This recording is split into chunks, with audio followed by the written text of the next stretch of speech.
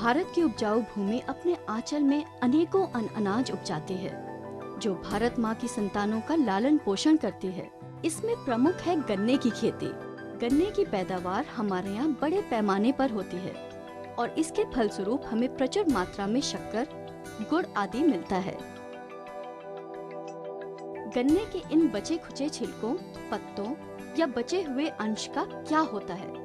क्या हम गन्ने के बचे खुचे अंश का इस्तेमाल कर कुछ उपयोगी चीज नहीं बना सकते?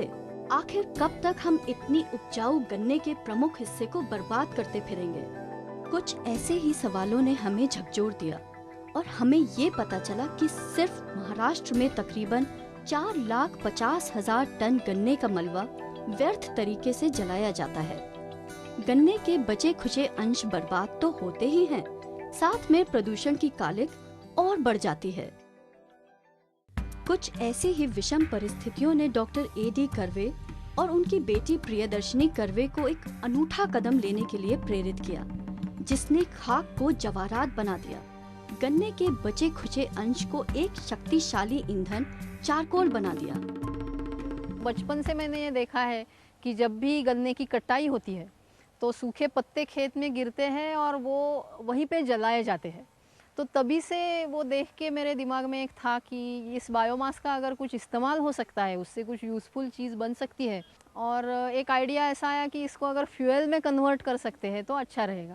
गन्ने के मलबे से चारकोल बनाने की क्रिया बिल्कुल आसान, इको फ्रेंडली, ऊर्जा संरक्षक और नायाब है।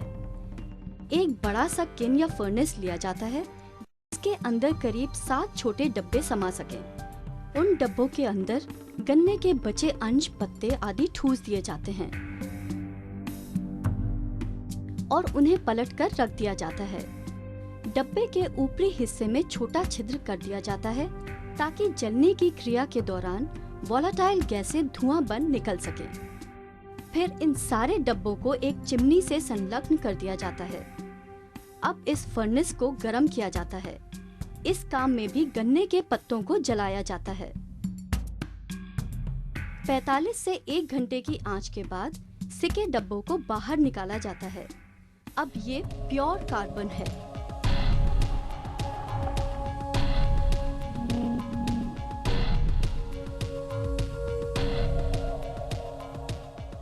इस अंश में आटे से बनी लेई को मिलाया जाता है। 1 किलो कार्बन में 100 ग्राम आटे का लेप।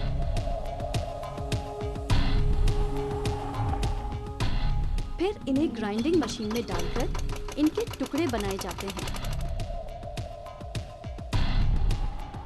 इन टुकड़ों को ईंटों के ढांचे में समेटकर ईंट की शक्ल दे दी जाती है और इस तरह तैयार हो जाता है भरपूर ऊर्जा से परिपूर्ण बायोमास से बना चारकोल।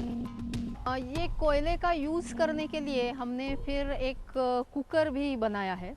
इसमें सिर्फ 100 ग्राम कोयले में 5 लोगों के लिए खाना पक जाता है 1 घंटे में। और ये स्लो कुकिंग की प्रोसेस से होता है। तो पूरे उसमें एक डिब्बा है और वो डिब्बे के बाहर एक शील्ड रहता है और शील्ड के अंदर कोयले की सीगड़ी है और उसके ऊपर वो डिब्बा बैठता है। तो ये सब रचना उसकी ऐसी बनी है कि उसमें हीट ट्रांसफ़र एफिशिएंसी बहुत अच्छी है। अब इसे कहते हैं आम के आम और गुठलियों के दाम। बायोमास का इस्तेमाल भी हो गया इको फ्रेंडली तरीके से और ऑल्टरनेटिव फ्यूल भी तैयार हो गया। पर क्या लोगों को रोजगार दिलाने में भी इस प्रक्रिया ने कुछ मदद की?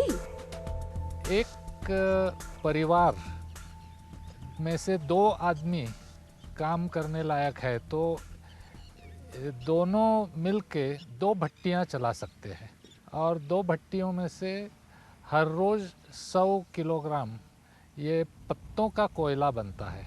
तो घर में और एक आदि व्यक्ति बैठकर ये कोयले से ब्रिकेट्स बनाए तो 3 लोगों को पूरा दिन के लिए काम मिलेगा और 200 किलोग्राम आप ब्रिकेट्स बेचेंगे 7 रुपये किलोग्राम के हिसाब से 1400 रुपये हो जाते हैं। आनंद और प्रियदर्शनी कर्वे के इस कदम ने न सिर्फ भारत की ऊर्जा भुजाओं को मजबूत किया बल्कि उन्हें अंतर्राष्ट्रीय ख्याति और सम्मान भी दिलाए। उन्हें 14 मार्च 2002 को एस्डेन अवार्ड फॉर रिन्यूएबल एनर्जी से भी नवाजा गया। भारत का एक और सिक्का विश्व के किसी कोने में जम गया। वो तो इस प्रशंसा से प्रफुल्लित हैं, पर उनकी खुशी और प्रेरणा का राज क्या है? इससे जो हम बनाते हैं, जो नई टेक्निक डेवलप करते हैं, वो जब लोग यूज़ करते हैं तो उनकी ज़िंदगी में जो खुशियाँ आती है उसकी वजह से, उससे जो मन को एक सेटिस्फेक्शन मिलता है कि हम कुछ कर रहे हैं जिसका लोगों को यूज़ हो रहा है, उसकी कोई कीमत नहीं है। किसी भी आईटी कंपनी में कितनी भी ज़्यादा सैलरी की नौकरी हो, उससे वो सेटिस्फेक्शन नहीं मिलने वाला। भारत के लोग जो ज्यादातर गांव में ही अपनी जिंदगी बीनते बिछाते हैं, वो आज खुश हैं। वो गन्ने के बचे खुचे हिस्से से बने चारकोल से शहरों के भी चूल्हे जला रहे हैं। और ऐसी है हमारी भूमि।